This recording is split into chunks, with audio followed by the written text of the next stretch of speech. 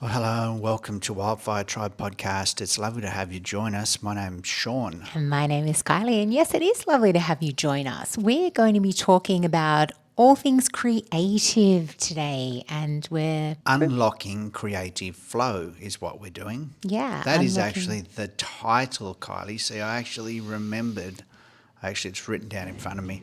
Unlocking creative flow is the topic of the day, and it's a topic of the day that we love talking about because that's actually what we do more than anything else, isn't it? We create. Absolutely, and that is a wonderful weaving theme throughout everything that we do at Wildfire Tribe. We are a creative and media hub, place of creativity. We are artists and musicians, stand-up comedians, we are writers, and we do a lot of creative things. Artists, A lot of fun. musicians, stand-up comedians, and I forget what else you just said there, but we paint, we draw, we decoupage, we renovate houses and sometimes hotels, we build furniture. What else do we do that's creative? Well, Everything. We create video, everything.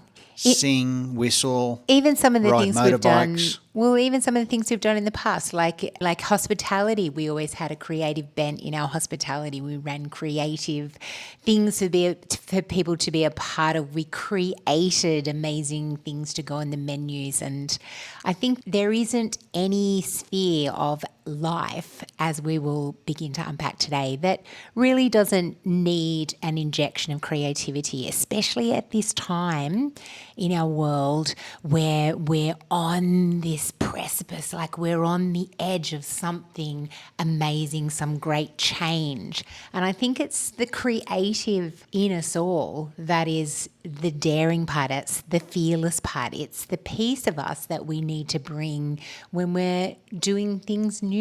Everyone's creative. It doesn't matter whether you think that you are or not. You are creative. You are able to create. You do have a creative bone in your body. I hear people say they don't, but I don't believe it. If you draw a line on a piece of paper, you've just created something. We're all creative. And I think we can certainly vouch for that, having been to many exhibitions over the years in all kinds of prestigious galleries, from the National Gallery to our local galleries. And sometimes it is baffling as to why one picture is chosen above another picture. And I think one of the most famous paintings is the Blue Poles, which hangs in the National Gallery, I think it is, in Canberra. And it's one of those ones I remember going there when we were at school and everyone's like, oh my goodness, like how is this a big famous painting worth millions and millions of dollars? I think it's one of those amazing things where the creativity of people, when they push boundaries, they do things that we never thought we could do or get away with even. Like, how can we call this art? How is this the new thing? And in whatever sphere it is. And I think whenever somebody pushes boundaries in that place of creativity, even in engineering and science and some of these other spaces, in math even, I think that's when we start to get into this place where people sit up and take notice. Creativity artworks in Canberra. Where's Canberra, Kylie? This is what I always have to do. I always have to remind you that this podcast has been listened to in about 40 countries in the world. And there's no way in the world that somebody sitting in their little tent in the middle of Africa has any idea where Canberra is. Well, it's funny because most people wouldn't even know that Canberra exists, and because most people around the world probably think that Sydney is the capital of Australia. But the capital of Australia is actually this little place called Canberra. It's probably not so little anymore, but Canberra. Canberra. Peter Gravy, Canberra. I don't know where that came from. I think that must have been something from the 90s on a TV show or something. It was seriously one of those news readers. Right. He would read the news and he would always signing off from Canberra. Prime 7 News, Sean. No, this is Sean signing off for Prime 7 News. Canberra. Canberra. So Sydney is not the capital of Australia. Canberra is, but when you go overseas, when you go to places like India, and people try and get you into their shops by pretending that they don't want you to go into their shops, but they're really trying to lure you in. They always say, where are you from? And you say Australia, and they say, Sydney, Melbourne, Brisbane, Perth. They don't ever say Canberra. Or they say Sydney, Melbourne, Brisbane, Cairns.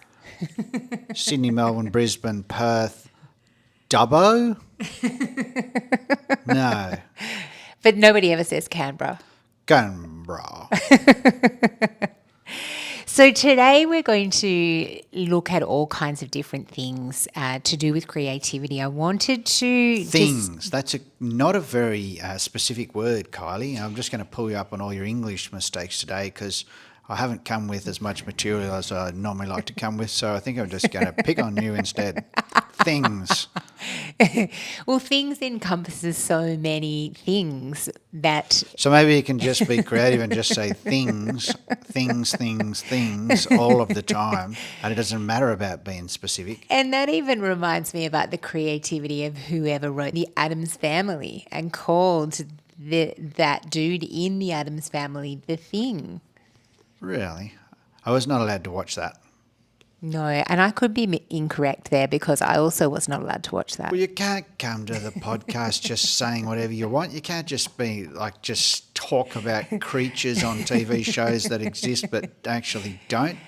It's like what's the word? Our not authenticity. What's the word?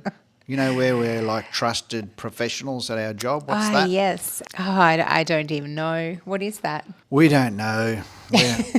We don't even know what we're doing. We're just talking about things, unlocking creative flow things. So how do you unlock creative flow? Well, it's interesting because there has been a number of studies into this, the neuroscience of creative bliss. So there was a study done involving the Philadelphia area jazz guitarists, and this explored the brain process that enabled creative flow. So the research revealed that achieving flow required a solid foundation of expertise, after which one must learn to relax conscious control to allow the creativity to flourish. So by measuring brain activity and performance quality during improvisation, this study showed that experienced musicians entering flow exhibit less frontal lobe activity, which is associated with executive functions, and more in sensory processing areas. So these findings suggested that mastering and then mentally releasing one's craft is key to achieving the high creativity and productivity that is associated with these conscious states of flow. So that's pretty wild. Yeah, can you just break that down just a little bit, like into about 8 seconds? What did you just say, like in about 8 seconds? So basically I said if you really, really hone your craft, practice it to a point where you become so good at it, and then you let go of the control, and then you will come into this state of flow where you begin to... No, that's way over 8 seconds. Okay. Way too long. Does it make sense though? No, not when it's more than 8 seconds. So practice. Yeah. Get so good that you aren't focused on what you're doing and it just flows. No, but that doesn't happen until you actually let go. So once you've practiced, let go of the control of having to be right, let go of the control of everything being perfect, and let yourself go into this state where you almost become the instrument itself, and then you go into this high capacity flow. Now, let go of everything having to be perfect is interesting because what is perfect? If you're creating something, if you're painting, you're drawing, you're creating an artwork that is yours, you're creating it, how is it never actually perfect? It's up to you, isn't it, as to what is perfect about it, when it's complete or when it's not. Say that again. Sorry, that just was like, ooh. Well, it's just I was just interested in the part where you said the best way to create is to, practice until you get into this flow where you let go of the need to be perfect, etc., and let this creative flow just happen.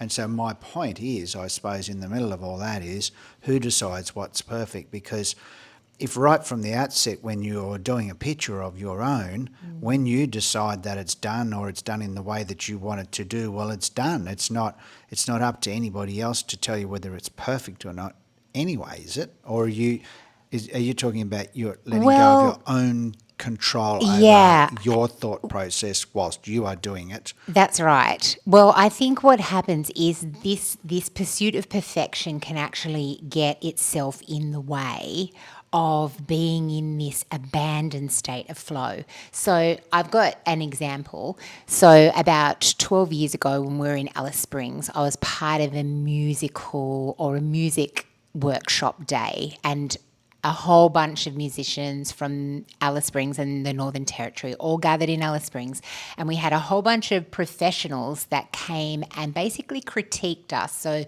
we put together what we would want our musical careers to look like, and then we all did some performance for this panel of people that gave us some feedback. So I had practiced my piece that I was going to be performing to the point where everything was perfect. Like I played all the notes perfectly. I was meticulously in time. But what had happened was when I did my performance, the feedback they gave me was it was too perfect. So basically I had not got to the point where I was willing to let go and come into this space where it started to flow out of my heart, like it started to come out of the place where your emotions come alive. But I was still in that place of just perfected musicality. Yeah, I see where you're going with it. Yeah, I understand. So it's like on those TV shows, The Voice, those kinds of shows they have where people get on there and sing for their life and try and win the competition. And quite often you think, wow, that was a great performance. Like the rendition of that song that somebody else wrote and sung in the past was like nearly spot on. It was nearly perfect, but it's not actually the perfection of the song being re-sung in the same way that it originally was that we're looking for. Exactly. We're after your own flavour on the song. So, yeah, I do get it. And you get the guys, that travel all around the world singing the same music for their entire careers, Elton John and, the Rolling Stones and some of the Beatles, the remaining Beatles, the guys who have been around since, 1960 odd, still cruising around the world, still creating new music, but also still singing the same songs as they've sung, 60 years ago? And we kind of do want them to either sing them perfect like they were first put out on the record that we heard when we originally heard the song, or we're sometimes okay with them being creative with it so long as it somehow still sounds perfect. Yeah, exactly. Well, it's interesting. A new kind of perfect. It's interesting, this flow conversation, like flow or being in the zone, as they call it. It's a state of amped up creativity. It's enhanced productivity, and it's actually blissful consciousness that some psychologists actually believe is also the secret to happiness. So it's considered the brain's fast track to success in business, the arts, or actually any field, is this place where we can come into flow. So I find that really interesting because I do find in my own everydayness that you can't just, being a creative person, and this is an interesting thing because as creatives, depending upon what project we're working on and everything, there's often an instant demand when people find out what you do for you to do some kind of performance. Oh, you're a stand-up comic. Tell us a joke. Come on, tell us a joke. Exactly. Oh, you can draw and paint. Draw a picture. Exactly.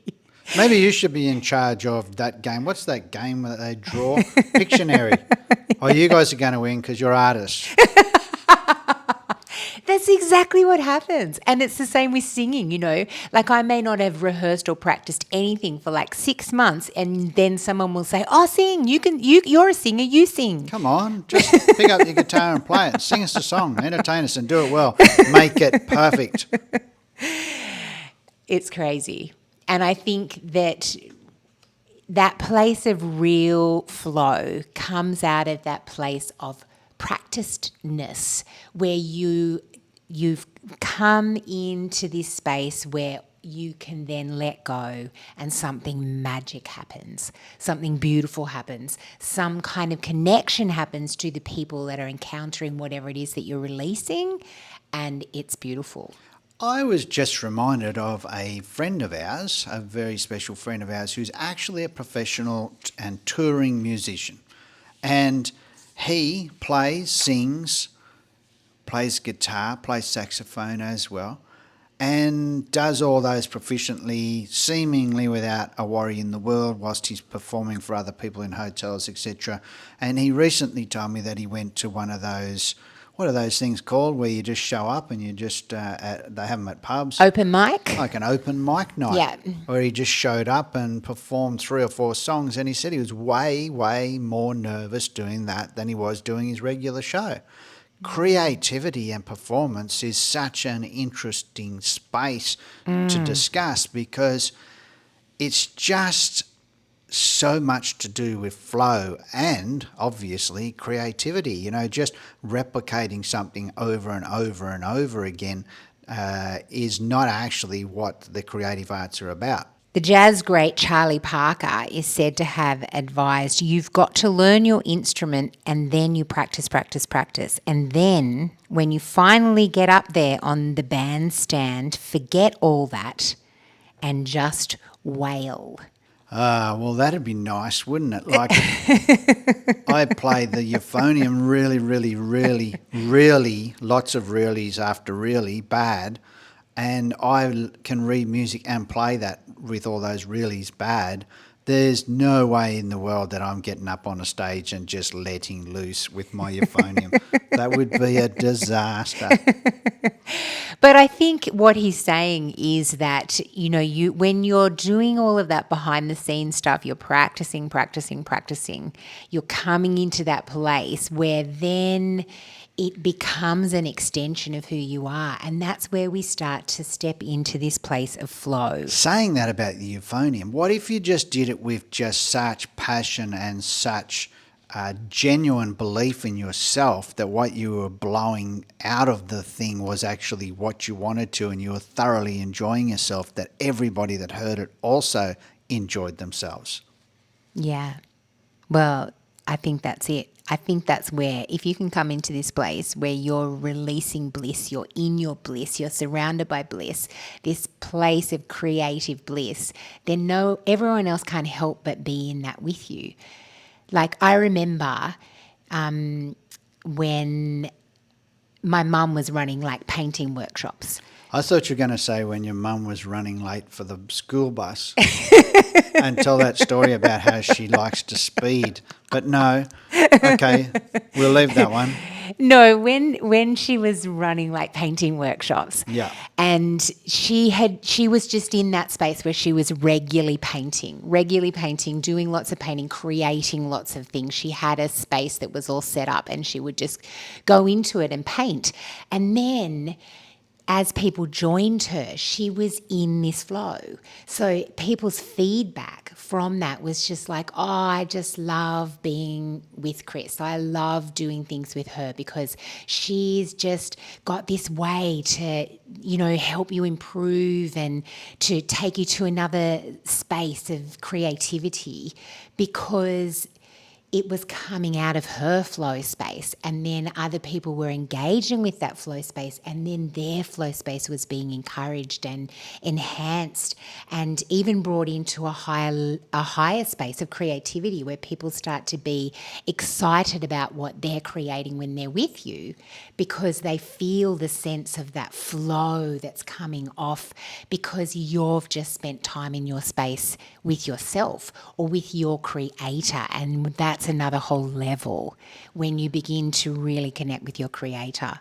Yeah, so you're just backing up the statement that you made earlier about, being in a state of continual practice and good at your craft, etc., to then beyond that have people walk into that actual space and feel that you're in the flow as well. Definitely. Rather than just walking in a room and going, okay, let's put our paint canvases up on the easels and pull out whatever paint you want out of the cupboard and just start painting that duck that's there.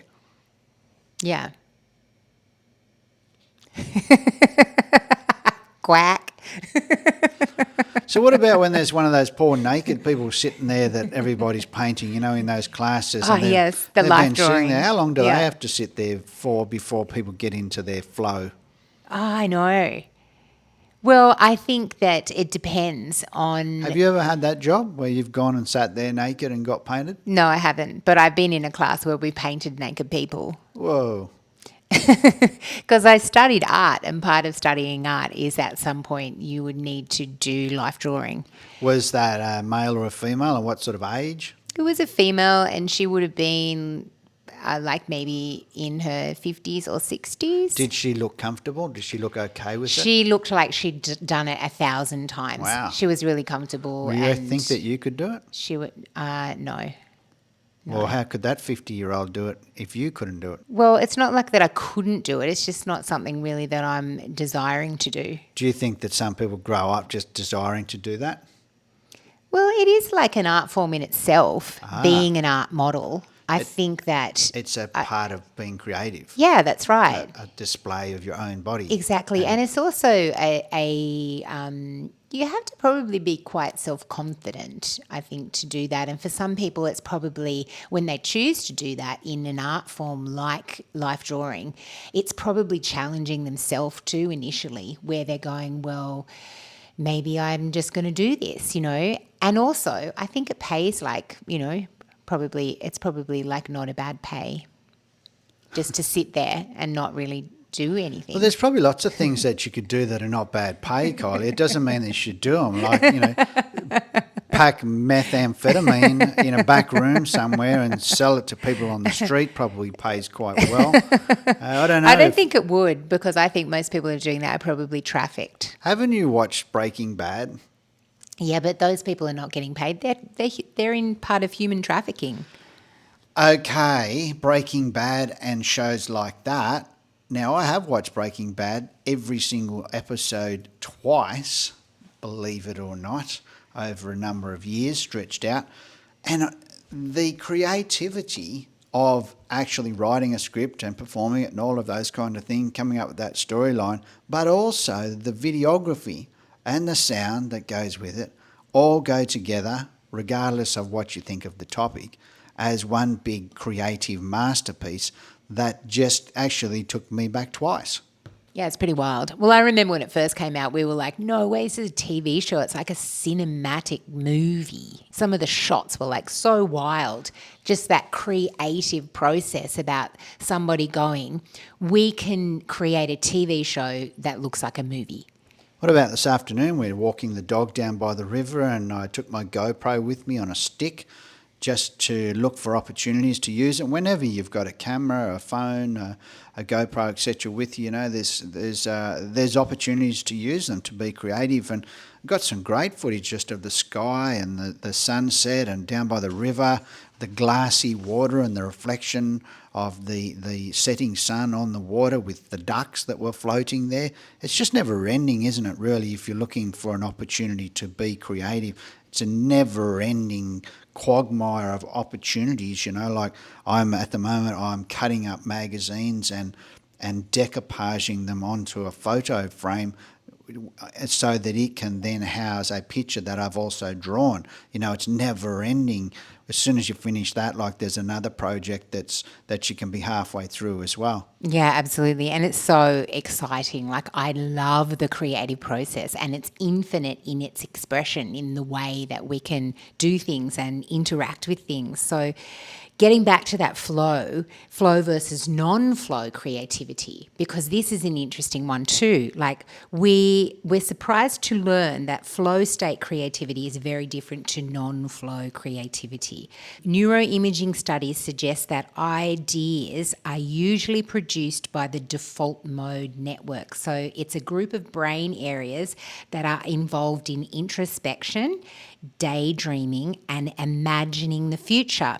The default mode network spews ideas like an unattended garden hose spouts out water without any direction. So the aim is provided by the executive control network that is residing primarily in the brain's frontal lobe, that acts like a gardener who points the hose to direct the water where it is needed. So creative flow is different. There's no hose, there's no gardener. The default mode and the executive control networks are tampered down so that they don't interfere with the separate brain network that highly experienced people have built up for protecting ideas in their field of expertise. So, for example, knowledgeable but relatively inexperienced computer programmers may have to reason their way through every line of code, but veteran coders, however, are tapping their specialized brain network for computer programming. They may just start writing code fluently without overthinking it until they are complete. So it's like that space where you move, where it just becomes, once again, like a natural extension of who you are. You don't have to overthink it. You don't have to think too much about it. It's like you've surpassed that place of like learning it, and it's actually a piece of who you are.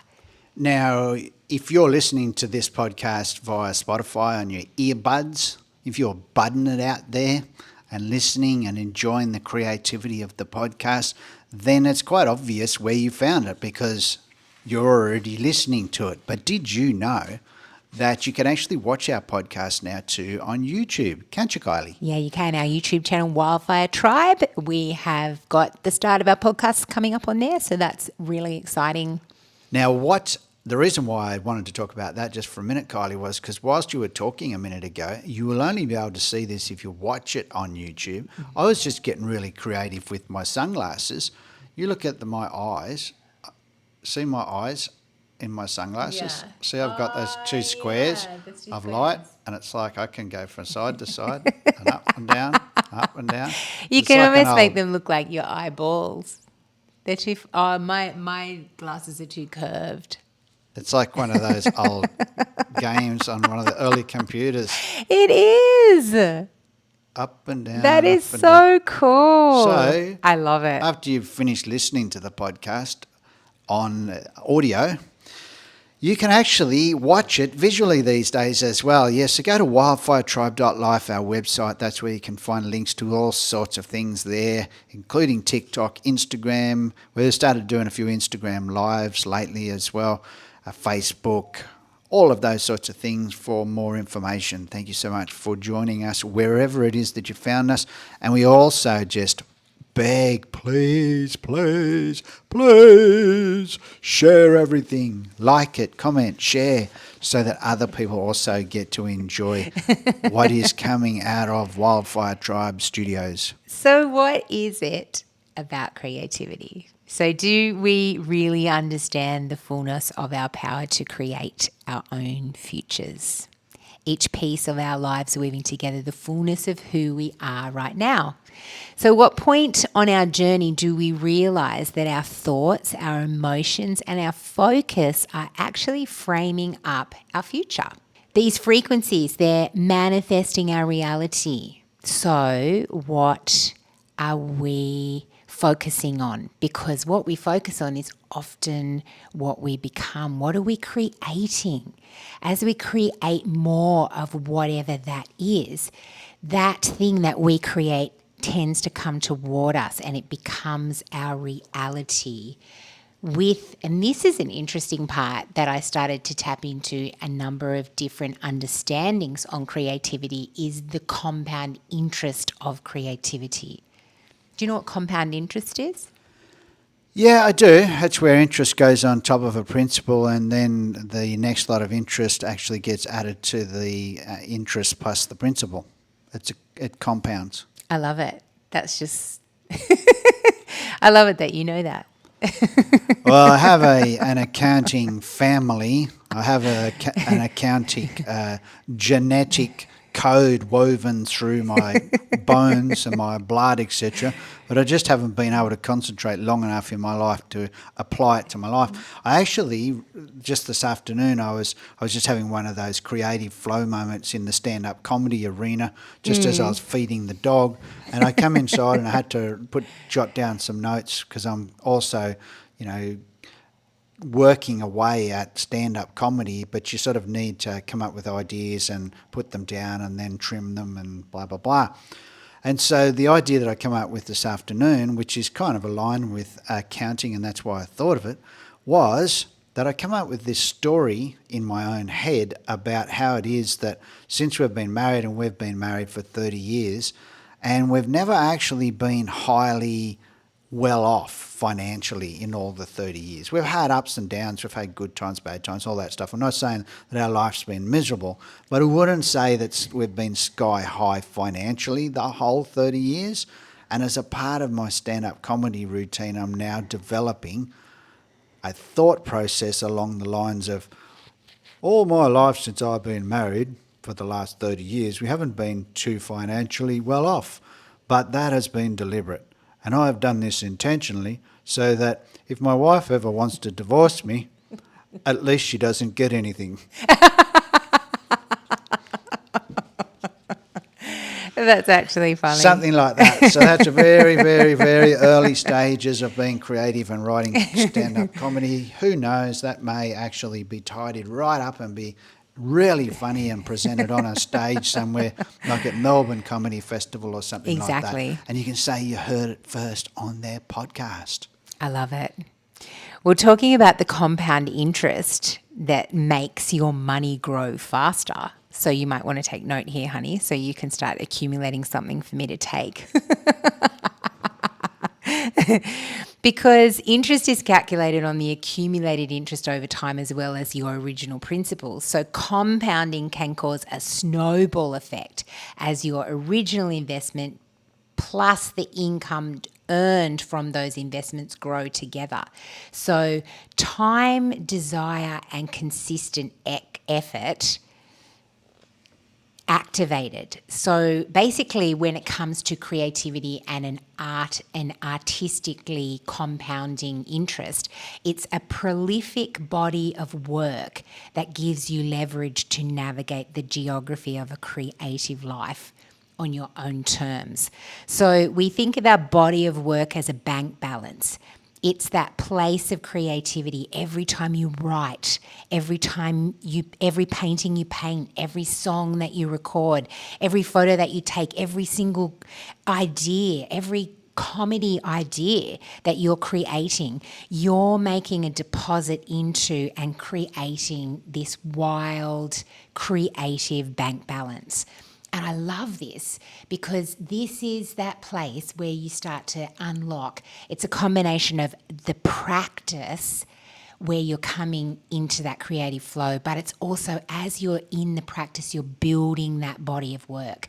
You've got this creative bank balance where it's the body of work that speaks. It's this space where we're creating something that has a frequency and an energy and a vibration that is transforming the world around us. And I love habits are the compound interest of self-improvement. Making art consistently is a habit, and it is the compound interest of flow. So the flow state that we come into when we are constantly creating.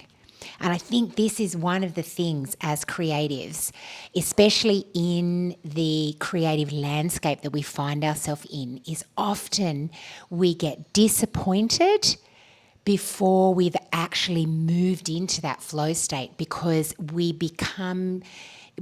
disillusioned in the beginning of our creative journey that there's going to be some kind of connection quickly. And so therefore we never become prolific. We never become practiced. We never get to that place where it becomes this beautiful extension of who we are, because we just let go of it and say, oh, well, I just need to go get another job. Yeah, we may get disappointed, etc., Kylie, but we may also get hungry. Yeah, that's right. Well, there is that saying, the starving artist, isn't there? But I think, this is a place that we want to champion one another into. We really want to believe in our creatives in every sphere of society, because it's so vitally important that we are championing the creative within ourselves and the creative in every sphere of life, because this is what's going to move us from stagnation and things that don't necessarily work anymore in our world into the vibrancy of the future, into this beautiful landscape of the new now. So in spiritual circles, Kylie, people quite often talk about, you were talking about what you focus on, you attract, that kind of conversation, but there's also conversations around giving and receiving and all of those sorts of things, abundance and lack, and walking in abundance attracts more of the same. You can't be walking in lack and attracting abundance. And along those same lines of conversation, we are people that genuinely believe in investing in other people in creative spaces as well. And one of the most recent investments that I remember making, as a couple, was into another person who was looking to build a recording studio, just to look for opportunities. So, and you do that not only just to try and invest in somebody else and help them achieve their dreams of what they want to do in a field that you want to champion, but you do that also knowing that there's these spiritual laws of things, when you give, you receive, those kind of things as well. So it's like a double blessing, to give is to receive, and we don't, necessarily, give to receive, but it just seems to go hand in hand, doesn't it? And it certainly does. Like, it's a principle, but it's also like that thing that you're placing energy, and finances is just energy. You're placing energy in a place where you're wanting to be energized. So you're coming into agreement with the way that person is doing things, facilitating things, what they're speaking about, what they're believing for, and when you're starting to see that it is like that cyclic thing, isn't it? It's like that law of attraction. And what comes out of that recording studio is sound that we get to enjoy, and enjoy knowing that we're a part of creating that as well. It's like this combined effort to produce a new sound and create a new sound for the world to hear. Yeah, exactly. Well, late last year, we attended a conference, and about 6 weeks before the conference, I just began to feel this stirring within me that I had a sound to release at this conference. So I began to practice. I just started getting my guitar, and every day I built up the calluses on my finger, playing my guitar for hours and hours, and singing and engaging with the deep sounds within myself, honing my creative expression in expectation of having an opportunity to release my sound. So when the conference arrived, the music comprised of 3 different groups of people that until the very first night of that conference had never actually ever played together before. So what arose out of that evening and the 2 consecutive days that followed, also by another conference the following week, were that I released a whole entire song that I had written into the atmosphere, and together, collectively, all these people. So I think, how many of us were there? There were like 4, 5, 6, 7 of us, or 8, 7 or 8 of us, who had never played together as a group. Some of them had played with each other, but we had all never played, and I hadn't played with any of them. And we collectively released some very beautiful, very amazing sounds. And for me, that only happened because I had prepared in in the hidden place in expectation of coming into a space where there would be opportunity for that sound to be released. And amazingly, I'll just read a couple of the feedbacks that we got from that conference. One of them was, today during worship, when we were going into the earth, I heard the sound that I have been searching for my whole life. Also, what an absolutely phenomenal weekend. It would be worth it just for the worship, which is the deepest that I had ever been taken in. Thank you to all involved for everything, for all that you did. And I think this is why we become absorbed. This is why we create space for full immersion in our practice, so that we can pop up our heads and share, that we can be this place of creative flow, that we're in anticipation of having opportunity, that we're in the quiet places, in the hidden places, being in this place of preparedness. Because I think what we do as creatives out of the spotlight is what really matters, because that's where all of the real work is done. It's an audience of one, and that one is our creator. And then we tap into this new space of creative bliss. So, for many of us, like your stand-up comedy, like you're constantly writing things, honing things, practicing things, doing things for a 10-minute set, 10 or a minutes. 20-minute set, or a 5-minute set. Yeah, last time I got to perform, we drove for 2 or 3 hours to get up for 5 minutes to drive home again. So, yeah, absolutely. There's when it comes to investing in those sorts of things, it's not something the world necessarily sees as having much value until you're one of those, lucky few that happen to make it. Exactly. And even like my book, like that was 2 years in the writing and the editing and the processing and all of the different things that you've got to pour all of your time into. And then it comes out and someone can read it in 2 days. And you've poured 2 years of your life in unseen spaces into creating something and being vulnerable in that place and having that space where you actually have written yourself into a place of creative flow, that as you continue to write, you actually write better, and it becomes this place of expressiveness where you can take people on a journey just with words. Do you think that builders, when they're young, like when they're 2 and 3 and 4, when they first pick up their first Lego block and stick it to another one, that they realise that they're on the pursuit of being a builder later in life? Bob the Builder, can he fix it? Bob the Builder, yes, he can. An apprentice builder at 3. Definitely. There is something that comes, because building is another one of those creative things. Like, I have always loved the process of building in so many ways, because you're especially most of our building projects have been renovations. So we've been taking something old and we've been giving it new life. We've been enhancing it. We've been I'm just rearranging wondering if there was like a real run on Bobs and Roberts, etc. in the world, and then when Bob the Builder came out, I wonder if there was a heap more Bobs produced, or there was just none. Everybody just went, no, we can't call him Bob because everybody's going to be singing that Bob the Builder song around him. I mean, when he grows up, he'll have to be a builder. I don't know any little Bobs. Have you ever heard of any little kid called Bob? Robert, what about the crocodile hunters? Oh, Robert Irwin. Son. Yeah, Robert Irwin, but I don't think he's called Bob. Oh, I his think dad's he's called Robert. Bob. His dad? Steve Irwin's dad was Bob. Oh, yeah, Steve Irwin's dad was Bob. Yeah.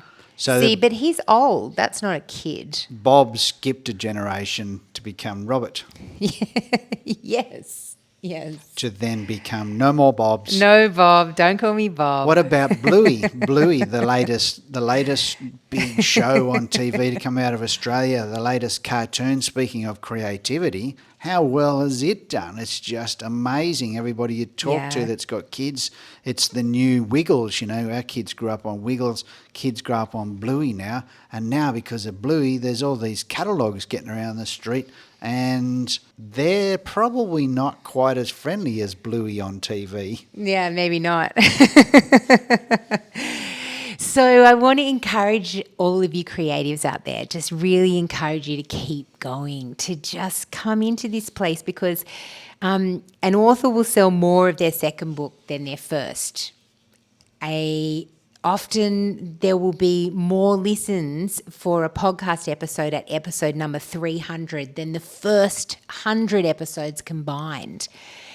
An actor gets paid more for his 10th movie than he gets paid for his first.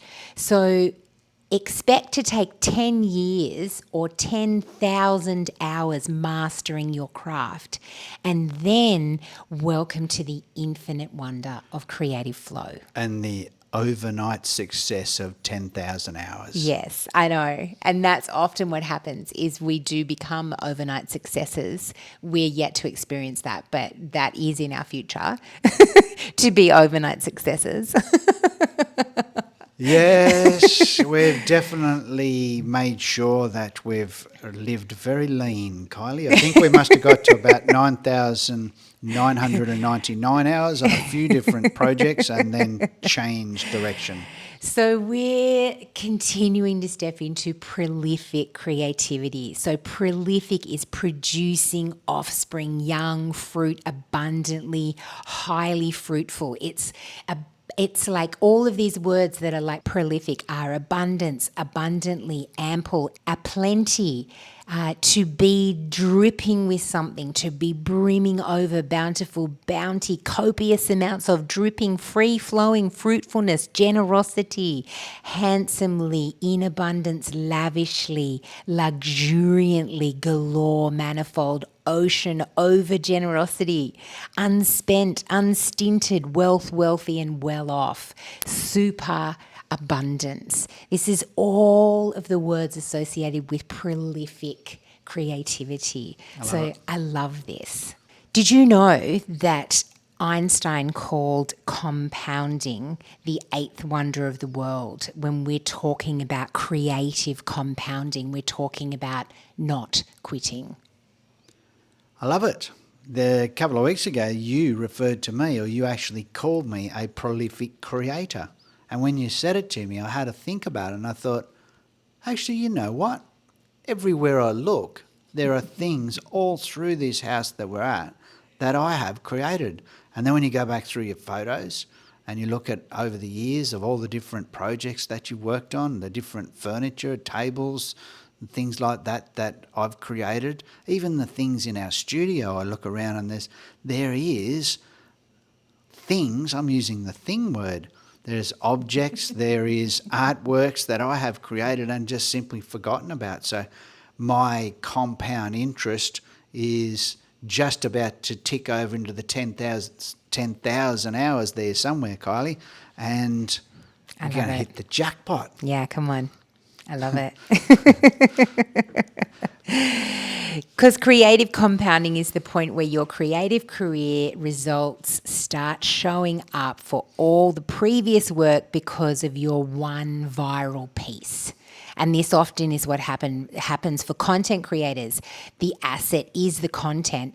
The interest would be the traffic or the engagement. So it's like often people have this one moment where sometimes it isn't even, they don't even understand what it is that they did, but all of a sudden they're thrust into this place. And this often happens with all kinds of different creative projects, that they find this one tipping point place where all of the practice, the bringing yourself into that place where you're really in creative flow then begins to be rewarded with this space where people start going, oh my goodness, look what's going on over there. Something fascinating, beautiful is being co-created. It's a place of transformation and it's taking us deeper. It's this beautiful expanded place of co-creating together. What about when world. You're trying to create something and your focus is actually a financial goal? You know, say you are producing content on TikTok and you're desiring to be the next viral explosion, and you're doing that, well, number one, for money, and number two, for for recognition from the rest of the world. What happens to you at some stage if that loses its joy, if it loses its shine? How do you press on from there? I think sometimes for me, I get worn out in the spaces where all of the back end stuff you need to do around creativity for it to become exposed or for people to be able to access the things that you've created. That's sometimes difficult. It's not just the painting of the picture. No. There's an enjoyment in a painting of a picture in your studio, in your quiet space, or with your classical music, with your looking out into your garden and the birds chirping, etc., where all the conditions are beautiful. Yeah. And then there's the, oh my goodness, now if I actually want to make money out of this, I've somehow got to make connections with people so that I can sell it, or go to my local art gallery and befriend them and become a member of the art gallery and start trying to pursue getting your works hung, etc. And I know that even just where we live, if you want to actually get your works hung at the local gallery here, even if you go and have a conversation and everything moves smoothly and your relationship is struck up well and they value what you're doing, etc., you've still got at least 2 years before you'll get something hung on the wall here in the town that we live in. It's a long, long, long way between throwing something on a canvas or a piece of paper and actually turning it into money. And if that is your focus and that's what you're pumping creativity out for, is to feed yourself, etc., and knowing that the distance between the project and when you get to eat sometimes is longer than you desire, you can lose your joy in it. You can get to a stage of throwing it down, because you've just been encouraging us all to keep pressing on, keep going with it.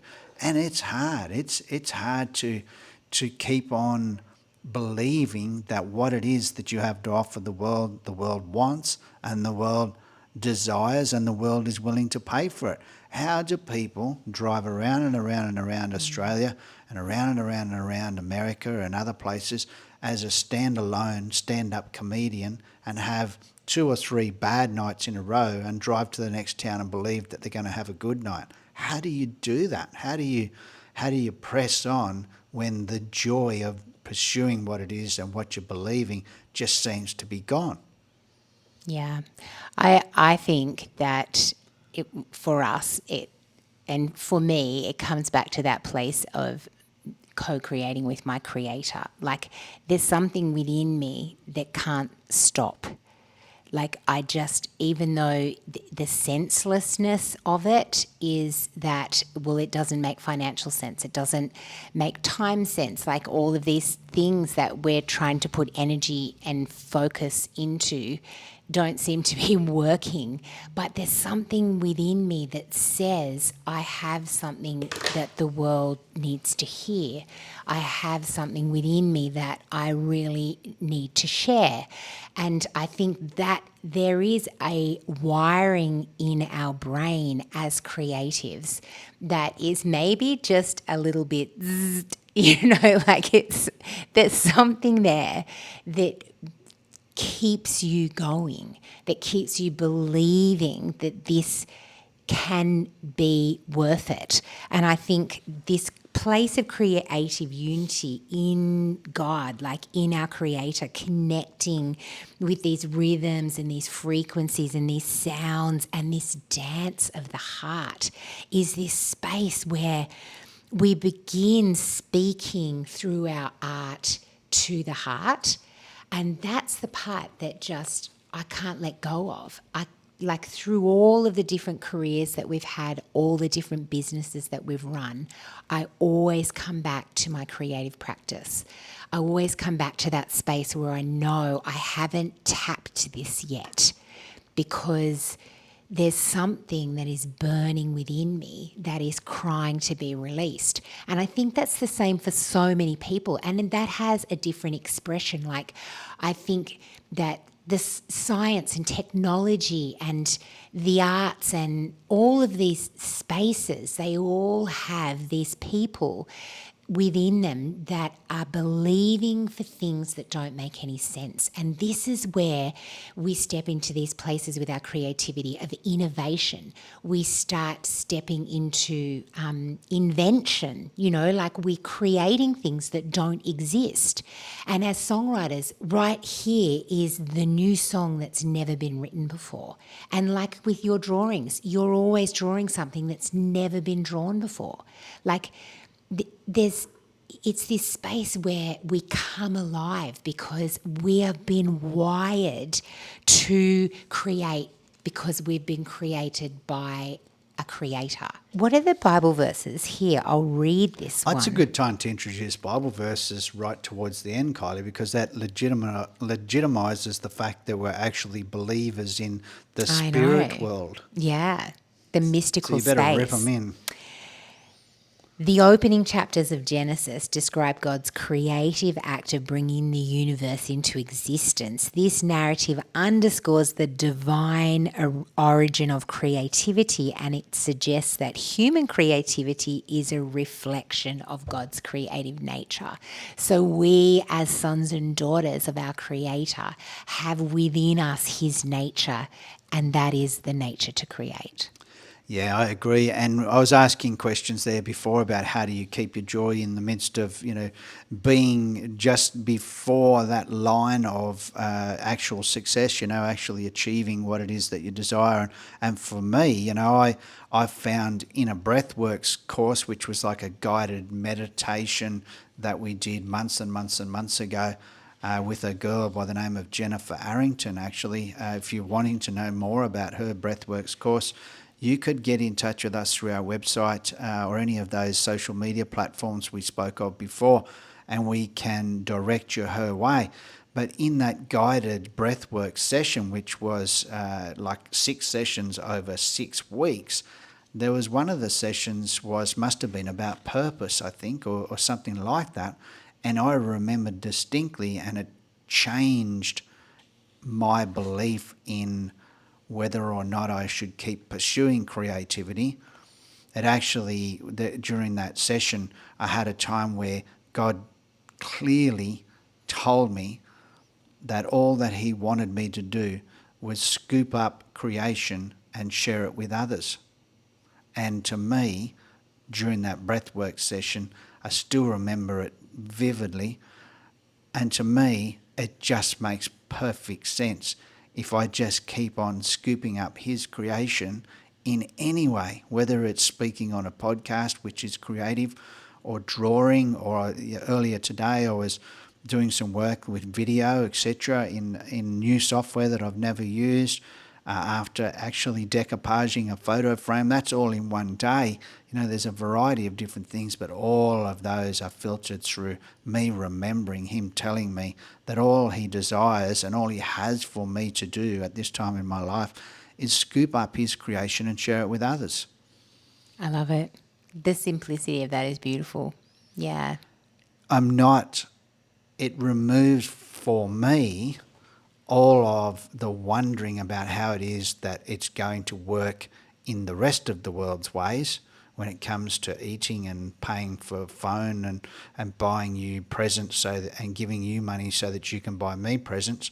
It removes all of that stress if I can just come back to that remembering of, Sean, just scoop up creation and share it with others. Yeah, definitely. Well, I think as mystics, we celebrate creativity as a sacred and transformative process that allows individuals to commune and be in oneness with the divine, with our Creator, and express their innermost truths and participate in the ongoing work of this co-creation. We encourage artists to approach their creative endeavors with reverence, humility, and openness to the divine presence. And I just wanted to jump in there quickly and just say thank you to the people that have supported us over the years so that we can pursue our creative endeavours. You know who you are. We have been supported incredibly via Patreon, which is an app that's on our website as well. It is a fantastic way to support people like ourselves and other creatives right around the world. But we've also been supported very personally, one-on-one, by lots of people as well. Thank you so much. Yeah, absolutely. If you're enjoying what we're producing, then you've played a role in that. Love it. Creativity is a place to express ourselves. It's a place of freedom and wildness. It's a place of adventure and growth. When we continue to be non-judgmental and become activated fully in this place of creative expression, then we are raising the creative collective consciousness of our world and co-creating a future that we all desire to live within. So grateful to have you guys with us today.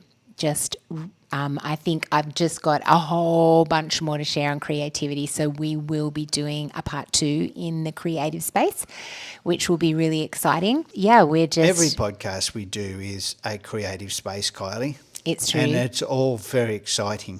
Yeah, it's all very exciting. I love it. You said exciting. I said exciting because you just said exciting, and I was highlighting the fact that you said exciting, even though I always say to you, stop saying exciting, because it's not exciting when you say exciting all the time. But there isn't any other words to say exciting except exciting. It's very exciting that you've joined us today, and we thank you for joining us at Wildfire Tribe Podcast. Yes. And look for us on YouTube. Type in Wildfire Tribe into Google or Safari, Chrome, Firefox, any of those search engines, and hopefully we rank up there fairly high, and you can find some of the other offerings that we have. Look for that artwork that I was talking about, that decoupage frame with a picture in the middle of it. If I still have it, maybe you can be the person who purchases it and hangs it on your wall for eternity. That's right, because everything that we're creating and everything that you're creating holds a frequency, an energy, and a vibration, and it is transforming the world around us as we begin collectively to come into this beautiful creative flow. So thank you all for joining us today. We love you guys so much, and we look forward to hanging out with you again next week. Thank you so much. Share everything that we do. Press share and like. Share it with your friends. Share it with people that you don't like. Just share, share, share. Sharing is caring. Thank you. Bye.